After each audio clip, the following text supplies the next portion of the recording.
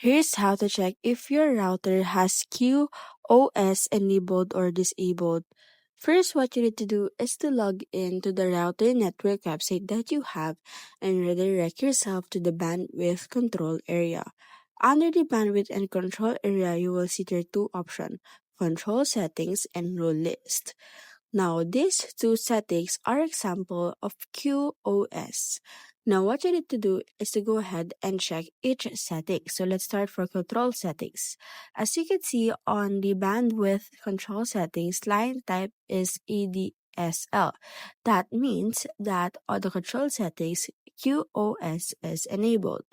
Now, on the second part, which is the bandwidth control rule list, if you see there that the egress bandwidth and ingress bandwidth is on minimum and max, and enable option, that means it is using a QoS.